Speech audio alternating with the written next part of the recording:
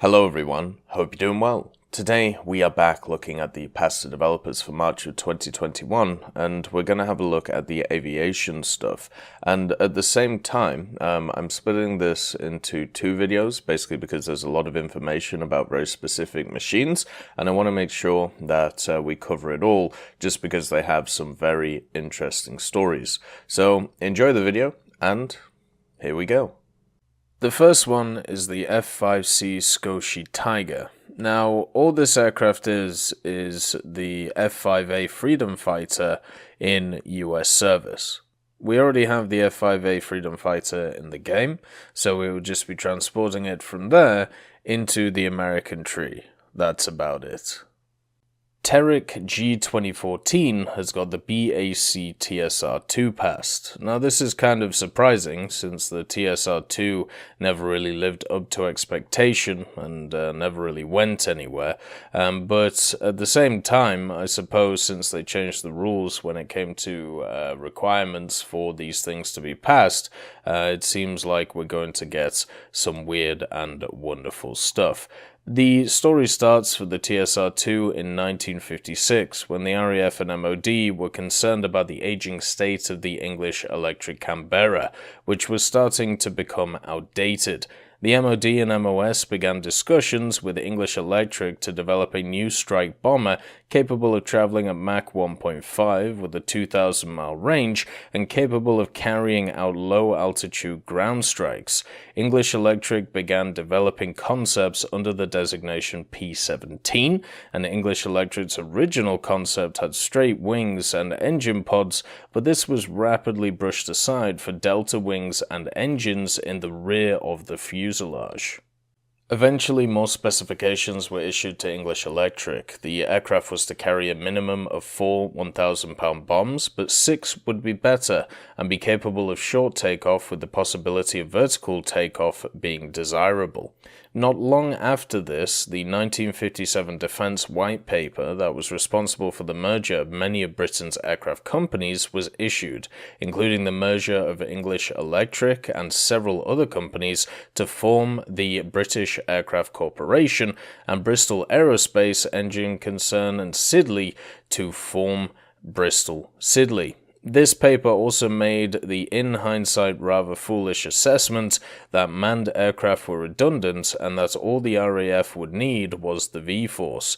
However, in the midst of all of this, the RAF and MOD managed to push through GOR 399, the general operational requirement, in order to get a new replacement for the Canberra. GOR 399, though, was used by the government to force the merger of several aircraft companies, only offering it to companies that agreed to the merger. Initially, only A combined E.E. Short's proposal based on P-17, which was basically a P-17 acting as a parasite bomber carried by a larger aircraft, and also a proposal from Vickers Armstrong were actually suitable. The proposal was then revised. Unfortunately, these revisions actually made it harder to achieve, demanding the ability to take off from rough strips and to be able to fly high and faster and also have a longer range. There was another company to submit an aircraft 2399, and that was Blackburn, with a proposal for a supersonic Buccaneer dubbed the P-150.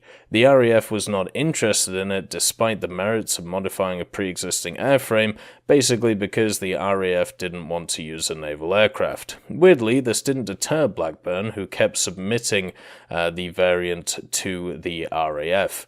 On the 1st of January 1959, the program was made public knowledge under the name TSR-2, the Tactical Strike and Reconnaissance Mach 2, and progress continued, merging both Vickers and the E.E. Short's proposal with a date for first flight initially set at March 1963. The contract was meant to be awarded that year in 1959, but was delayed and not issued till 1960, by which point English Electric, Shorts, Vickers had merged to form BAC. This meant that almost the entire British aircraft industry was now split between two companies, which is quite insane when you have a think about it. BAC and the Hawker Siddeley Group. The government then tried to manage these two consortiums in an American style, and fell totally flat on the faces, meaning both companies became bureaucratic, a bureaucratic tangled web. For example, one meeting was deemed to be overcrowded and only essential people were asked to turn up. They ended up with more people in the next meeting. This bureaucratic mess would continue throughout TSR-2's development, with 3-hour meetings and very switch placement on stuff such as switching placements for the cockpit, until the chief test pilot, the Rolly Falk, got involved and got to design the cockpits himself. And in addition to this, Admiralty was still pushing the RAF to buy the Buccaneer, and the Americans were making progress with their TFX program, better known now as the F-111, the Aardvark. Needless to say, things were not good. Actually, it'd probably be accurate to say things were rapidly going where the sun doesn't shine, and the things got worse. The Aussies had shown a keen interest in purchasing the TSR-2 until the first Sea Lord, Louis Mountbatten, an ardent supporter of the Buccaneer, decided that it would be a good idea to encourage them to buy into the TFX project at a cut price instead. The fact that this would then cost the Aussies 10 years and almost triple the original asking price is also noteworthy. Meanwhile, Bristol Siddeley was having problems with the engines. By this point, Hawker had been merged into BAC, and Bristol had gotten Siddeley. The brand new version of the Olympus engine they had designed for the TSR-2 had blown up its Vulcan testbed, delaying the test flight till it was deemed to be no longer at risk of blowing up an entire aircraft. Despite all this chaos and interference, they had actually managed to build a finished aircraft, and on the 6th of May, 1963, the first prototype TSR-2 XR219 carried out ground trials. By September, Bristol had finally figured out what had caused the loss of the Vulcan and had given the all-clear for the flight.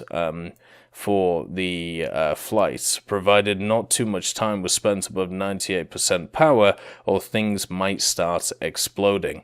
So on the 27th of September, 1963, TSR-2 X219 took to the skies. The aircraft's first flight went swimmingly, nothing broke or fell off, and was described as a good start.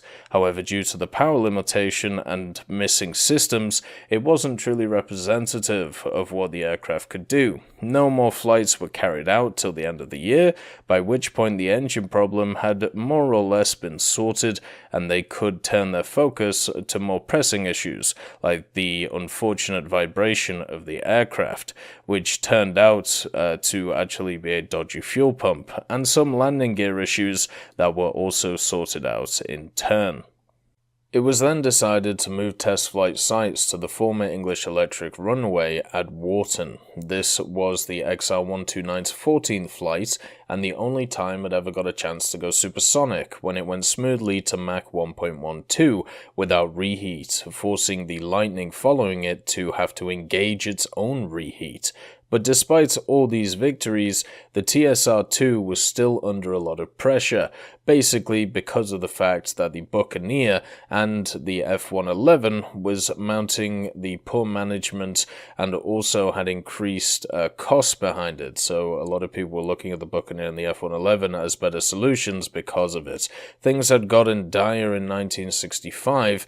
A new Labour government had come into power and was threatening cuts. This resulted in a protest march in London, where 10,000 aerospace employees showed up to defend their jobs. On the 6th of April, the ground crew and pilots of the second TSR-2 XR220 were getting ready for its first test flight that afternoon. When they were eating lunch, it was announced the TSR-2 was to be cancelled. they had decided the F-111 was a better alternative. There was an uproar. The UK aerospace industry had been dealt a brutal blow, and there was mass redundancies. The XR-219, 221, and also 223 were used as targets on a shooting range, and the 220 and 222 were saved. The 220 was given to the RAF Museum, and the 222 to a college for study, and then to IWM Duxford. BAC and the RAF held on to what they could, including drawings and many of the other important assets. However, BAC decided they would not let TSR-2 go quietly after all that had happened, and they made the destruction of the JIG's incomplete airframes, mock-up models, and other less important things very public. In the end, the government backed out of the F-111K despite 2 airframes being nearly complete. This was down to political messing and also rising costs. They went in the end with a rather cruel twist of fate to the Buccaneer, the aircraft that had plagued the TSR-2 from the start. However, this is not quite the end of the TSR-2, as it had a new lease of life in the British-French AFVG, the Advanced Fighter Variable Geometry, serving as its basis. AFVG later evolved into the much more powerful and popular Tornado. The TSR-2 was incredibly advanced for the early 1960s. It was even one of the first aircraft to have a hood built in, and it also had an advanced TFR and forward-looking radar and a decent payload capacity at 6 1,000-pound HC bombs, and also it could carry 4 externally, with 2-inch rocket pods externally as well. One of the first major electronic features the TSR-2 had was a highly accurate positioning system that could accurately calculate the aircraft's position based on a known starting point in age without GPS. This combined with a stable base system of gyros and advanced Doppler radar, sideways looking radar, which could also be used as a spotting radar, and a computer of the power never before seen on an aircraft its size. It also had a special hybrid mechanical FBW system that provided auto-stabilization and in-flight, autopilot, automatic terrain following, and maneuver assistance. It had several defense measures as well, such as RWR and chaff and flare in pods as well, with a crew of 2 and obviously a machine which was never fully finished. It could also have a various range of armaments that it was never tested with. This is a machine which hopefully will never come to War Thunder since it was never finished, but I'm sure a lot of people want to see it because of its history. Aisons comes in with a Japanese aircraft, the M6A1K Seiran Kai, which is a wonderful name. It was a ground-based trainer that was based on the M6A1 Seiran, which sometimes this plane would also be called Nanzan, but actually it was an early plan name of the Seiran. So the name of this plane that we're looking at is the Seiran Kai. And it was basically a submarine-based attacker.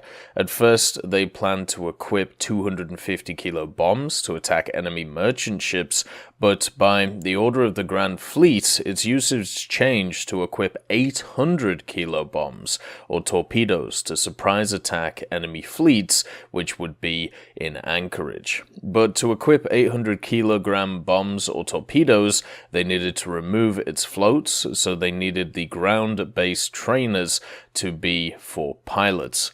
The plane itself was given landing gear taken from the Susei, or the Type 97, that was produced by Aichi, and a folding mechanism was omitted from it, so it would probably be stationary.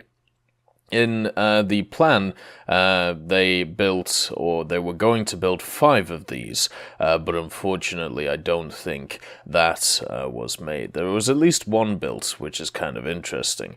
And basically what this would be is a very similar machine to the B5N, but wouldn't have, it would be slightly more powerful because of its engine. Its armament only consisted of one 13.2mm Type 3 machine gun, which would be a rear turret, the rear gunner, and then the bomb loads being one 250, one 800, or one torpedo, with a maximum speed of 470 km an hour thanks to its Aichi Atsuta Model 32 water-cooled V12 engine. You could definitely see how this thing may have a place in the game when it comes to naval and maybe ground, but still lacking in certain areas for general aviation. I'd like to thank BRFC, Swollen Ostrich, Teddy, John Ryman, Universe A, Conte Baraka, Eugens Terry, Ambrosius McClellan, Daniel Stanton, Martinez, B. Young, Lafouche, Barine, and Samuel Schlick for supporting the channel.